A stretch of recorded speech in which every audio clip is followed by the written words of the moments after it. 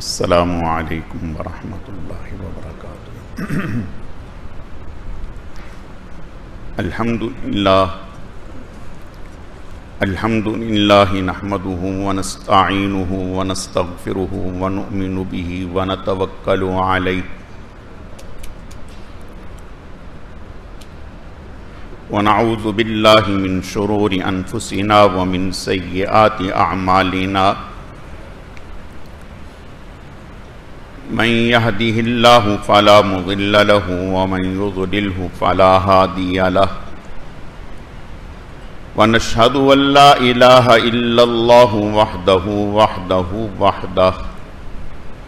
لا شريك له ولا نظير له ولا مثل له ولا مثال له، ونشهد أن سيدنا وسندنا وشفيعنا ومرشدنا ومولانا وملجانا محمد وبارك وسلم وصل عليه۔ أعوذ بالله من الشيطان الرجيم، بسم الله الرحمن الرحيم۔ ولا تأكلوا أموالكم بينكم بالباطل وتدلوا بها إلى الحكام لتأكلوا فريقا من أموال الناس بالإثم، صدق الله مولانا العظيم، وبلغنا رسوله النبي الكريم، ونحن على ذلك لمن الشاهدين والشاكرين، والحمد لله رب العالمين۔ اللهم صل على روضة محمد في الرياض، وصل على بلد محمد في البلاد، وصل على قبر محمد في القبور، وصل على جسد محمد في الأجساد، وصل على روح محمد في الأرواح۔ گرامی قدر معزز حاضرین، میرے واجب الاحترام بزرگوں اور عزیز نوجوان ساتھیوں، میں نے آپ کے سامنے قرآن مجید فرقان حمید میں سے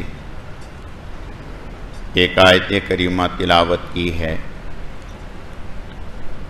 رب ذوالجلال سے دعا ہے کہ وہ ذات بزرگ و برتر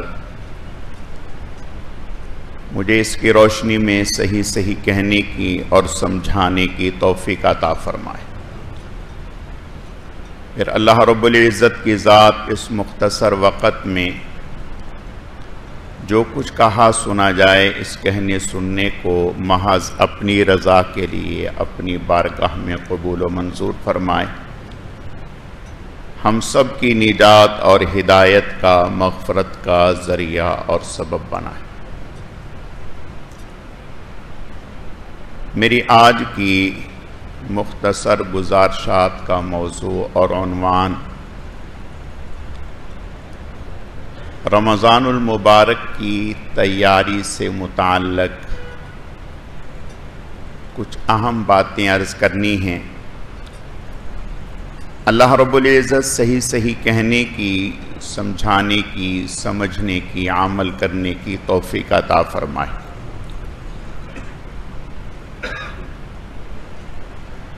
رمضان المبارک ایک اہم مہینہ ہے۔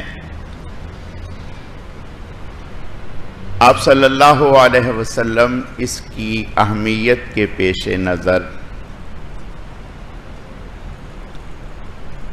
شعبان ہی سے اس کی تیاری فرماتے۔ اب اس کی تیاری کیا ہے؟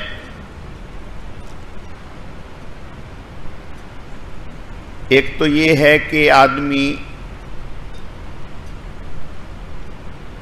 یہ سوچے کہ بھئی رمضان المبارک میں افطار کیسے کرنا ہے، سحر کیسے کرنا ہے، میرے کپڑے کیسے ہوں۔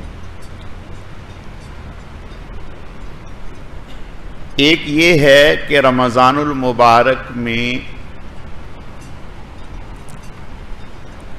مجھ سے اللہ کی کوئی نافرمانی نہ ہو، اللہ کا کوئی حکم نہ ٹوٹے۔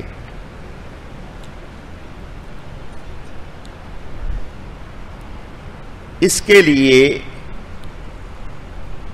جو سب سے بنیاد ہے، اگر اس کو بنیاد کو ہم ٹھیک کر لیں تو باقی چیزیں خود انشاءاللہ ٹھیک ہو جائیں گی۔ وہ بنیاد کیا ہے کہ رمضان المبارک میں ہم اس بات کا تہیہ کر لیں کہ ہماری زبان پر اور ہمارے پیٹ میں کوئی مشتبہ لقمہ نہیں جائے گا۔ حرام کا نہیں کہہ رہا، کوئی مشتبہ لقمہ نہیں جائے گا، یعنی ایسا لقمہ بھی ہم نہ کھائیں جس کے حلال اور حرام ہونے میں شبہ ہو۔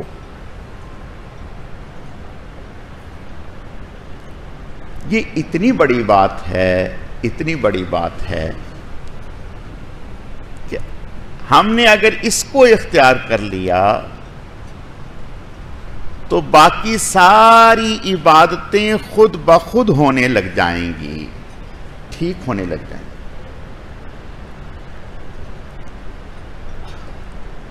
حلال لقمہ دل کو روشن کرتا ہے، صاف کرتا ہے۔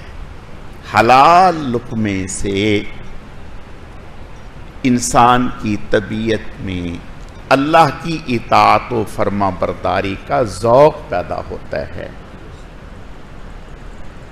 معاصی کی، گناہ کی نفرت پیدا ہوتی ہے۔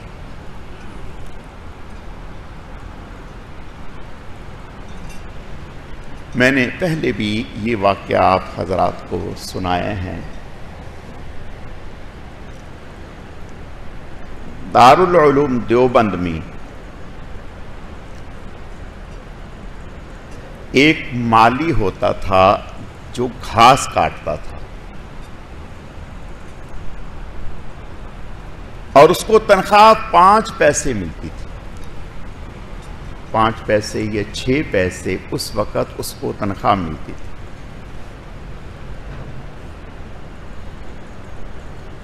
اس میں سے وہ 1 پیسہ بچا لیتا تھا، 1 پیسہ اللہ کے راستے میں خرچ کر دیتا، 1 پیسہ جمع کر لیتا۔ سال کے بعد جب اس کے 12 پیسے جمع ہو جاتے تو وہ دارالعلوم دیوبند کے جتنے بھی اساتذہ ہوتے، جتنے بھی استاذ ہوتے، مفتی ہیں، محدث ہیں، فقیہ ہیں، بڑے استاذ ہیں، چھوٹے استاذ ہیں،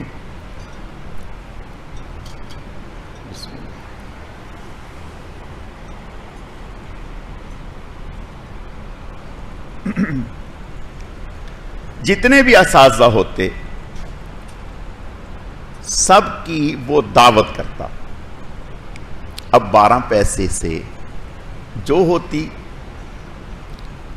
مفتی پاکستان مفتی محمد شفیع صاحب رحمۃ اللہ علیہ، جو تقی عثمانی صاحب دامت برکاتہم العالیہ کے والد ہیں، وہ فرماتے ہیں کہ جب ہم ان کی دعوت کھاتے تو بلا مبالغہ کئی مہینے تک ہمارے دل میں نورانیت رہتی۔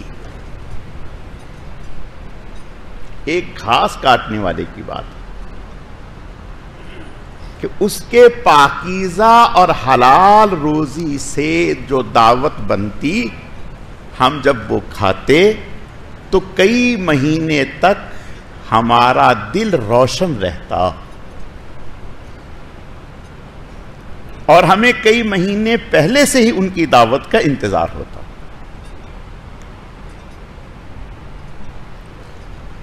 میرے عزیزو، گاڑی میں اگر آپ پٹرول کی جگہ مٹی کا تیل ڈالیں گے، گاڑی میں نئی گاڑی کیوں نہ ہو، پٹرول کی جگہ مٹی کا تیل ڈال دیں گے تو آپ کی گاڑی نہیں چلے گی۔ جتنا مرضی دھکا کر لیں، گاڑی نہیں چلے گی۔ آپ کمپنی میں کلیم بھی نہیں کر سکتے۔ کیوں جی؟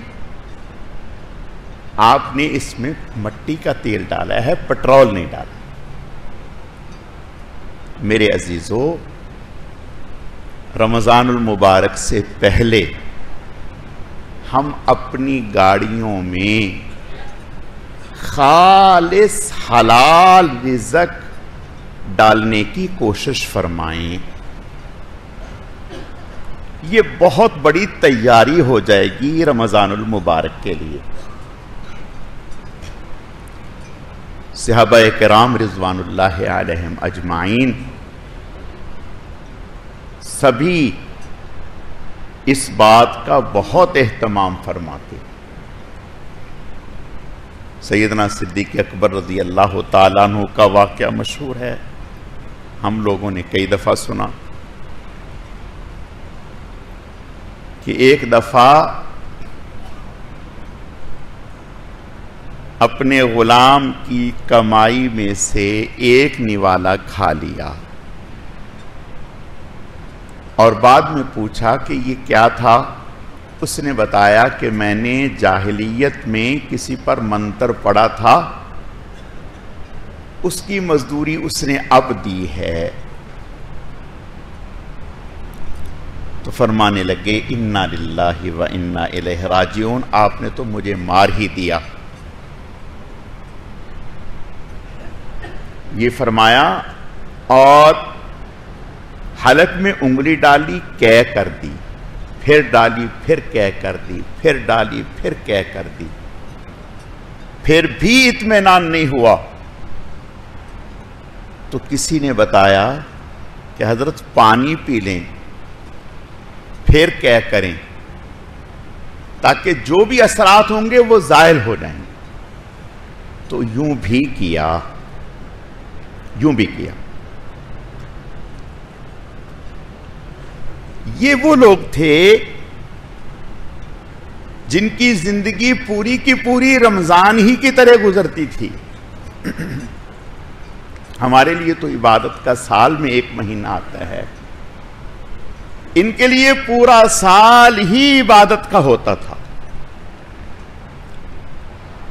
تو میرے عزیزو، جو جہاں ہے، جو جہاں ہے، جس شعبے سے وابستہ ہے، جو کام کر رہا ہے، بس وہ اس بات کا اہتمام کر لے کہ میں اپنی کمائی میں اشتباہ نہیں آنے دوں، پاکیزہ رزق کھاؤں، حلال رزق کھاؤں، اس بات کی فکر کر لے۔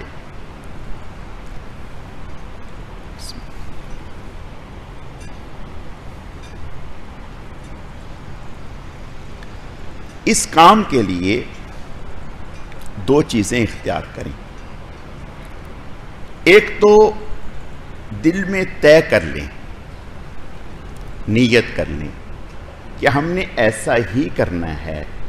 اللہ کے فضل و کرم سے ہم نے مشتبہ لقمہ اس ماہ مبارک میں اپنے حلق میں نہیں جانے دینا۔ ایک تو طے کر لیا اور پھر کوشش کی۔ اگلی چیز جو اس سے بھی اہم ہے وہ یہ اللہ کی بارگاہ میں درخواست کی، فریاد کی، دعا کی، اللہ سے مانگا، لا حول ولا قوت الا باللہ، اے اللہ میں، میرے ارادے، میری طاقت، میری نیت کچھ نہیں، بس آپ ہی میری دستگیری فرمائیے، میری مدد فرمائیے۔ اس ماہ مبارک میں مجھے اے اللہ حرام رزق سے بچا لیجیے۔ بعض دفعہ انسان بچتا بھی ہے، کوشش بھی کرتا ہے، نیت بھی ہوتی ہے، لیکن اسے اندازہ ہی نہیں ہوتا کہ کیا ہو رہا ہے۔ حضور صلی اللہ علیہ وسلم کی خدمت میں ایک صحابی تشریف لائے، آپ نے انہیں عامل بنا کر کے بھیجا تھا زکوٰۃ وصول کرنے کے۔ جب یہ واپس تشریف لائے تو آپ صلی اللہ علیہ وسلم کی خدمت میں سارا مال پیش کر دیا۔ یا رسول اللہ صلی اللہ علیہ وسلم، یہ زکوٰۃ کی رقم ہے، یہ صدقات کی رقم ہے، یہ فلاں ہے، یہ فلاں ہے، اور کچھ چیزیں الگ کر کے رکھ لیں، کچھ چیزیں الگ کر کے رکھ لیں۔ آپ نے ارشاد فرمایا کہ یہ جو آپ نے ہمیں بتا دیا، دکھلا دیا، یہ تو سمجھ میں آ گیا، اور یہ جو آپ نے الگ کر کے رکھا ہے یہ کیا ہے؟ فرمانے لگے یا رسول اللہ صلی اللہ علیہ وسلم، یہ تو مجھے انہوں نے اپنی محبت سے، اپنی چاہت سے، اپنی خوشی سے ہدیہ دیا ہے، ہدیہ دیا ہے۔ آپ نے ارشاد فرمایا اچھا بھائی، اگر یہ بتاؤ آپ گھر میں رہتے، نہ وصول کرنے جاتے، تو کیا پھر بھی یہ آپ کو ہدائے تحائف گھر میں ملتے، پہنچتے؟ یا رسول اللہ نہیں، پھر تو نہ ملتے، یہ تو اسی وجہ سے ملے کہ میں عامل، حکمران، سربراہ بن کر کے گیا تھا، اس وجہ سے مجھے ملے۔ آپ نے ارشاد فرمایا پھر یہ تمہارے لیے ہدیہ نہیں، پھر تو یہ بیت المال کا مال ہے، اس کو جمع کرا دو۔ چنانچہ جمع کر دیا۔ حضرت عبداللہ بن رواحہ رضی اللہ تعالی آپ صلی اللہ علیہ وسلم نے غزوہ خیبر کے بعد خیبر کے یہودیوں کے پاس ان کے پورے مال کا جائزہ لینے کے بعد جو مسلمانوں کا حق نکلتا ہے وہ وصول کرنے کے لیے بھیجا۔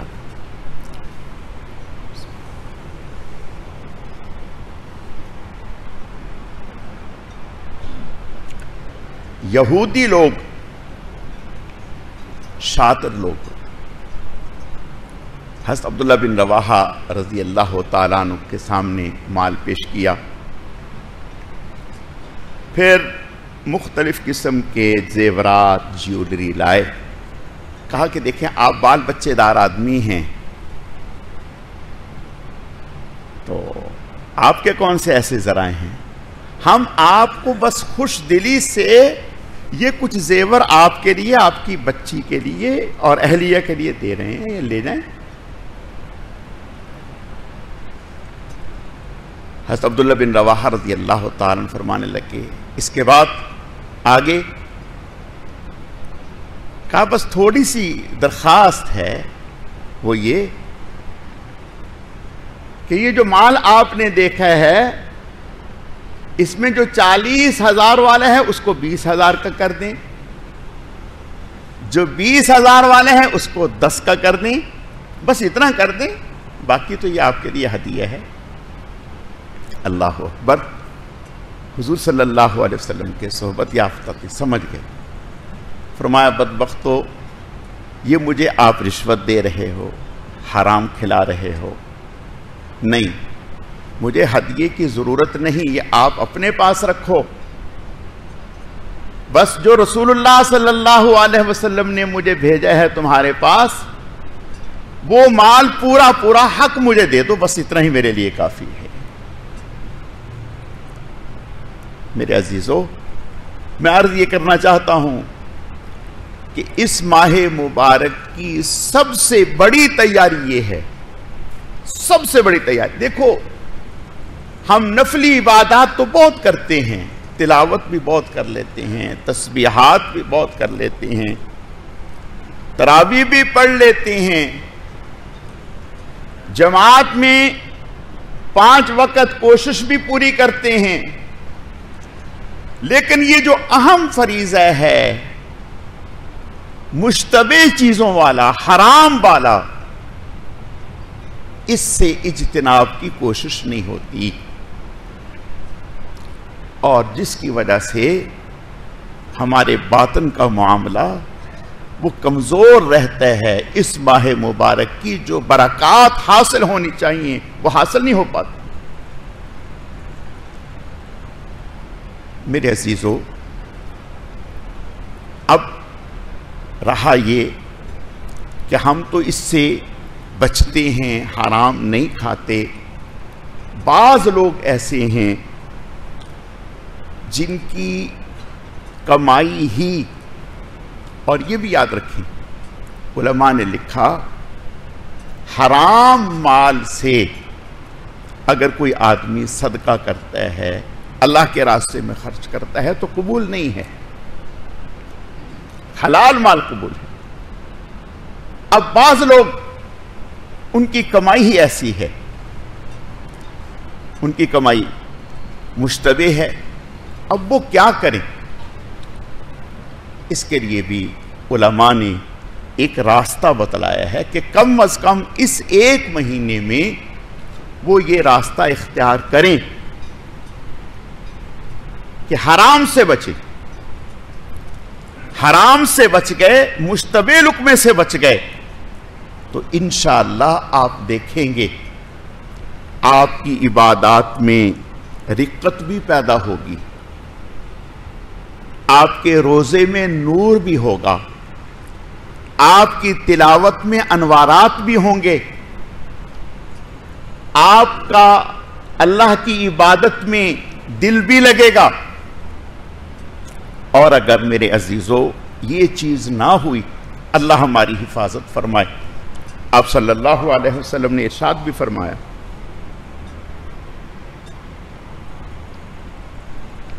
फरमाया जिसका खाना पीना हराम का है उससे सिवाय भूख और प्यास के कुछ भी हासिल नहीं होता।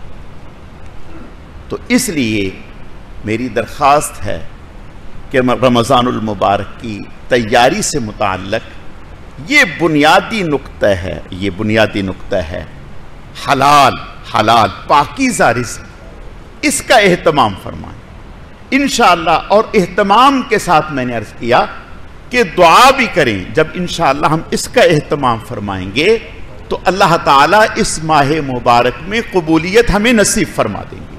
अल्लाह रब्बुल इज़्ज़त समझने की, अमल करने की तौफीक अता फरमाए।